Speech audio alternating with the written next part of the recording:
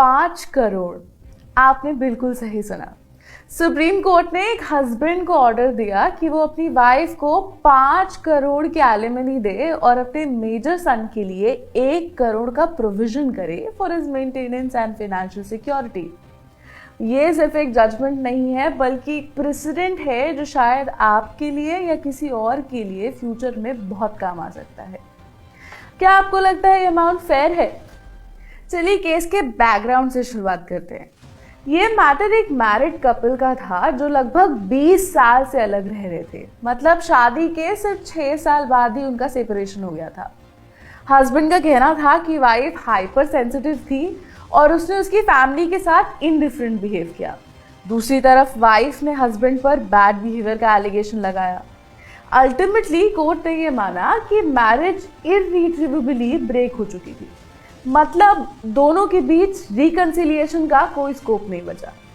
यहाँ एक इम्पॉर्टेंट चीज डिस्कस हुई थी, इररिट्रीवेबल ब्रेकडाउन ऑफ मैरिज। ये कॉन्सेप्ट अभी तक ऑफिशियली इंडियन लॉ का हिस्सा नहीं बना है, बट कोर्ट्स इसे एक्सेप्शनल केसेस में कंसिडर करते हैं, स्पेशली जब दोनों पार्टीज एक लंबे समय तक अलग हो चुकी हो और मैरिज सिर्फ एक नाम का रिश्ता बनकर रह गया हो। तो अब सवाल ये था कि वाइफ को कितनी परमानेंट एलिमनी दी जाए।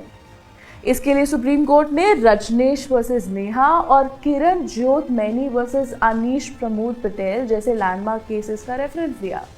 कोर्ट ने कुछ की फैक्टर्स आइडेंटिफाई किए जो एलिमनी डिसाइड करते वक्त ध्यान में रखे गए।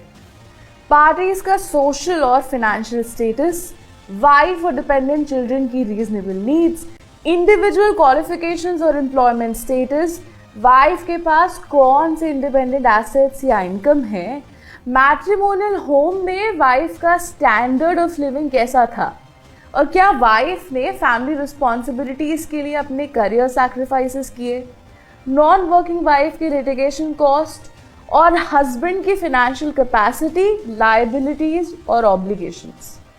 कोर्ट ने ये भी क्लैरिफाई किया कि ये एक स्ट्रेट जैकेट फॉर्मूला नहीं है बट एक गाइडलाइन की तरह यूज होता है। कोर्ट का कहना था कि एलिमनी का अमाउंट ऐसा होना चाहिए जो हस्बैंड के लिए पीनलाइजिंग ना लगे लेकिन वाइफ के लिए एक decent standard of living ensure करे। इस केस में वाइफ एक होम मेकर थी और अनएम्प्लॉयड थी, जबकि हस्बैंड एक फॉरेन बैंक में मैनेजरियल रोल में काम करते थे और 10 से 12 लाख रुपए पर मंथ कमा रहे थे। कोर्ट ने ये बैलेंस करते हुए एलिमनी का अमाउंट 5 करोड़ फिक्स किया as a one time settlement. साथ ही हस्बैंड को अपने मेजर सन के लिए 1 करोड़ का प्रोविजन करने को बोला जो उनका पेरेंटल ऑब्लिगेशन है। तो इस केस ने एक बार फिर ये दिखाया कि इंडियन जुडिशरी का एम सिर्फ पनिशमेंट देना नहीं है बट एक फेयर और बैलेंस सोल्यूशन इंश्योर करना है जो दोनों पार्टीज के लिए जस्टिफाइड हो। कोर्ट ने क्लियर किया कि एलिमनी का पर्पस हस्बैंड को पनिश करना नहीं है बट वाइफ के लिए एक बेसिक स्टैंडर्ड ऑफ लिविंग देना है जो वो अपने मैरिटल होम में एंजॉय करती थी। ये केस सिर्फ एक एलिमनी जजमेंट से ज्यादा है। इट हाईलाइट्स कैसे court social and financial dynamics को ध्यान में रखते हैं व्हाइल डिसाइडिंग मैट्रिमोनियल डिस्प्यूट्स। क्या आपको लगता है कि एलिमनी का अमाउंट फेयर था?